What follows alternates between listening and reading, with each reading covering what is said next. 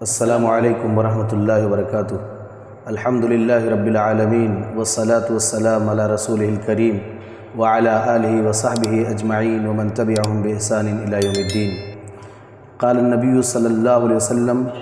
لا تدخلون الجنة حتى تؤمنوا ولا تؤمنوا حتى تحابوا اولا ادلکم علی شیء اذا فعلتموه تحاببتم افشوا السلام بینکم۔ محترم ناظرین و سامعین، آج آپ حضرات کی خدمت میں نے پیارے نبی صلی اللہ علیہ وسلم کی ایک حدیث کو پیش کیا ہے۔ اس حدیث میں اللہ کے نبی صلی اللہ علیہ وسلم نے بیان فرمایا لا تدخلون الجنة حتى تؤمنوا، کہ تم لوگ اس وقت تک جنت میں داخل نہیں ہو سکتے یہاں تک کہ تم ایمان لے آؤ، ولا تؤمنوا حتى تحابوا، اور تم اس وقت تک مکمل مومن نہیں ہو سکتے یہاں تک کہ تم آپس میں ایک دوسرے سے محبت کرنے لگو۔ اس کے بعد اللہ کے نبی صلی اللہ علیہ وسلم نے ارشاد فرمایا اولا ادلکم علی شیء اذا فعلتموه تحاببتم، کیا میں تمہاری رہنمائی ایک ایسے کام کی طرف نہ کر دوں کہ جب تم اس کام کو انجام دے دو تو آپس میں تم ایک دوسرے سے محبت کرنے لگو گے۔ آپ نے فرمایا افشوا السلام بینکم، تم اپنے درمیان سلام کو عام کرو۔ پتہ یہ چلا کہ انسان جب سلام کو عام کرے گا، ایک آدمی دوسرے آدمی سے ملاقات کے وقت سلام کرے گا تو آپس میں محبت، بھائی چارہ اور الفت قائم ہوگی۔ ایک اور حدیث میں اللہ کے نبی صلی اللہ علیہ وسلم نے ارشاد فرمایا یا ایھا الناس افشوا السلام واطعموا الطعام وصلوا الارحام وصلوا باللیل والناس نیام تدخلوا الجنة بسلام۔ آپ ذرا غور کریں، اس حدیث کے اندر اللہ کے رسول صلی اللہ علیہ وسلم نے 4 کاموں کی طرف اشارہ کیا اور آپ نے فرمایا جو آدمی ان 4 کاموں کو انجام دے لے جائے تو وہ جنت میں سلامتی کے ساتھ داخل ہو جائے گا۔ فرمایا اللہ کے نبی صلی اللہ علیہ وسلم نے افشوا السلام، سلام کو عام کرو، سلام کو عام کیا جائے۔ اس کے بعد آپ نے فرمایا وَأَطْعِمُوا الطَّعَامَ، بھوکوں کو کھانا کھلاؤ، مسکینوں کو کھانا کھلاؤ، غربا کو کھانا کھلاؤ، یعنی جسے کھانا کی ضرورت ہو تم اس کے سامنے کھانا پیش کر دو، اسے کھانا کھلاؤ۔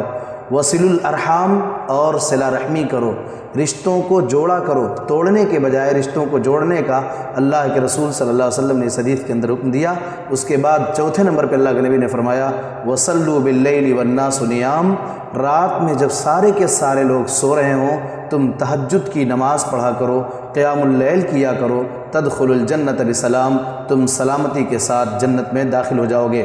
اللہ کے نبی صلی اللہ علیہ وسلم سے ایک حدیث میں پوچھا گیا ایک موقع پر ای الاسلام خیر، اے اللہ کے نبی صلی اللہ علیہ وسلم کون سا اسلام بہتر ہے؟ تو آپ صلی اللہ علیہ وسلم نے ارشاد فرمایا تطعم الطعام، بھوکے کو کھانا کھلاؤ، وتقرأ السلام علی من عرفت ومن لم تعرف، اور ہر اس آدمی سے سلام کرو جس سے تمہاری ملاقات ہو، خواہ تم اسے پہچانتے ہو یا اسے نہ پہچانتے ہو، اس شرط کے ساتھ کہ وہ آدمی اسلام والا ہو، ایمان والا ہو، مسلمان ہو۔ پیارے بھائیوں، ان حدیثوں میں آپ غور کریں، اللہ کے نبی صلی اللہ علیہ وسلم نے کھانا کھلانے اور سلام کو عام کرنے کا حکم دیا ہے۔ آپ نے ایک حدیث میں ارشاد فرمایا سلم علی من عرفت ومن لم تعرف، جسے تم پہچانتے ہو اس سے بھی سلام کرو اور جسے نہیں پہچانتے ہو اسے بھی سلام کرو۔ ایک اہم بات کی طرف میں آپ کی توجہ مبذول کرانا چاہتا ہوں۔ اللہ کے نبی صلی اللہ علیہ وسلم کی جو حدیث میں نے دوسرے نمبر پہ بیان فرمائی جس میں آپ نے 4 کام بتلائے، اس میں آپ نے سلام کو عام کرنے کے ساتھ ساتھ بھوکوں کو کھانا کھلانا اور رشتوں کو جوڑنے کی طرف آپ نے اپنی امت کے افراد کو ابھارا ہے، اور آپ صلی اللہ علیہ وسلم نے اپنی امت کے افراد کو یہ تعلیم دی ہے کہ رشتوں کو جوڑا جائے۔ ساتھ ہی ساتھ اللہ کے نبی نے اس میں فرمایا رات میں تہجد کی نماز پڑھو۔ آپ ذرا غور کریں، اللہ رب العالمین نے قرآن مجید کے اندر اپنے نیک بندوں کی خصوصیت بتاتے ہوئے کہا کانوا قلیلا من اللیل ما یہجعون، میرے نیک بندے رات میں بہت کم سویا کرتے ہیں۔ اللہ رب العالمین نے اور ارشاد فرماتے ہوئے کہا تتجافى جنوبهم عن المضاجع يدعون ربهم خوفا وطمعا، رات میں نیک بندوں کی پیٹھ ان کے بستر سے الگ رہا کرتی ہے، وہ رات میں ڈر سے اور امید کے ساتھ اپنے رب کو پکارا کرتے ہیں، اللہ کو پکارا کرتے ہیں۔ ایک صحیح حدیث میں اللہ کے نبی صلی اللہ علیہ وسلم نے ارشاد فرمایا، ابو داؤد کی روایت ہے کہ جب رات کا آخری تہائی حصہ ہوا کرتا ہے رب العالمین آسمان دنیا پر آتا ہے اور آنے کے بعد اللہ اعلان کرتا ہے من یدعونی فاستجیب،